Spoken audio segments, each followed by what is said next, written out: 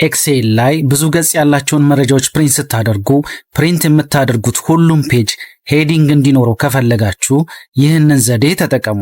ለምሳሌ እዚህ ጋር በልክ የሆነ ዳታ ኑሮን ፕሪንት ስናደርገው ሴሌክት ለማድረግ ኮንትሮል ኤ፣ ፕሪንት ለማድረግ ኮንትሮል ፒ። ከዛ እዚህ ጋር የመጀመሪያው ፔጅ ላይ ሄዲንግ አለ። እዚህ ጋር መጥቼ ኔክስት ፔጅ ብለው ሄዲንግ የለውም ሁለተኛው ፔጅ። አሁን ኔክስት ባረገው እዚህ ጋር ሶስተኛውን ፔጅ ሄዲንግ የለውም። ስለዚህ በእያንዳንዱ ፔጅ ላይ ሄዲንግ እንዲኖረው ከፈለግን መጀመሪያ ሴሌክት ለማድረግ ኮንትሮል ኤ፣ ከዛ በኋላ አልትና ፒ፣ ከዛ አይነካለን። ከዛ ፕሪንት ታይትል ሲመጣልናል። ከዛ ሮውስ ቱ ሪፒት አት ዘ ቶፕ የሚለው ላይ ይሄንን እዚህ ጋር ክሊክ እናደርግና ከዛ እዚች ጋር መተን ይሄን ሄዲንጉን ነካለን። ከዛ ኦኬ እንለዋለን። ከዛ በኋላ ፕሪንት ለማድረግ ኮንትሮል ፒ፣ ከዛ እዚህ ጋር የመጀመሪያው ፔጅ ላይ ሄዲንጉ አለ። እዚህ ጋር ኔክስት ስለው ሁለተኛው ፔጅ ላይም ሄዲንጉ አለልን። ኔክስት አሁንም ስለው ሶስተኛ ፔጁ ላይም ሄዲንጉ አለ።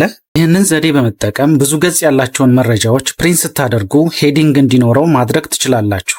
የኤክሴል ሽት ፕሪንት ለማድረግ ስትሞክሩ ዳታው በጣም አንሶ ለማንበብ እስከሚያስቸግር ድረስ በገጹ ጥግ ላይ ብቻ ሆኖ ካስቸገራችሁ ይህንን ዘዴ ተጠቀሙ። ለምሳሌ ይህንን የኤክሴል ሽት ፕሪንት ለማድረግ ብንሞክር ሴሌክት ለማድረግ ኮንትሮል ኤ፣ ፕሪንት ለማድረግ ኮንትሮል ፒ። ከዛ እዚህ ጋር ስናየው የኤክሴል ሺታችን እዚህ ጋር በጣም ደቆና በጣም ትንሽ ሆኖ ነው እንደገና በገጹ ጥግ ላይ ሆኖ ነው የምናየው። ስለዚህ ይህን ለማስተካከል እንዴት ነው የምናደርገው? ፕሪንት የምናደርገው የኤክሴል ሽት እንዳይደቅብን ከፈለግን ወይንም እንዳያንስብን ከፈለግን መጀመሪያ አንዱን ሴል ትመርጡና ሴሌክት ለማድረግ ኮንትሮል ኤ፣ ከዛ በኋላ አልትና ደብሊውን ትነካላችሁ። ከዛ ፔጅ ብሬክ ፕሪቪው ላይ ትገቡና እዚህ ጋር ታያችሁ ይሄኛው በሰማያዊ መስመር ያለውን ይሄንን ቀጥታ ቀስቷ ስትመጣለን ይሄን ድራግ እናደርገውና ጽሁፉ ውስጥ ካለበት እንወስዳለን። ከስርም ካለ ይሄን እንደዚህ አድርገን ይሄን ድራግ እናደርጋለን በዚህ መልኩ። ከዛ በኋላ ፕሪንት ለማድረግ ኮንትሮል ፒ፣ ከዛ እዚህ ጋር ስናየው ጽሁፉ ሳይደቅ ይወጣልናል ማለት ነው። ኤክሴል ላይ ፕሪንት ስናደርግ የምናዘጋጃቸውን መረጃዎች እየቆረጠብን ከተቸገረን ይህን ዘዴ ተጠቀሙ። ለምሳሌ እዚህ ጋር ያዘጋጀነውን ሰንጠረዥ ፕሪንት ለማድረግ ብንፈልግ አንዱ ቦታ መርጥና ሴሌክት ለማድረግ ኮንትሮል ኤ፣ ከዛ ፕሪንት ለማድረግ ኮንትሮል ፒ። እዚህ ጋር ስናየው ቆርጦብናል።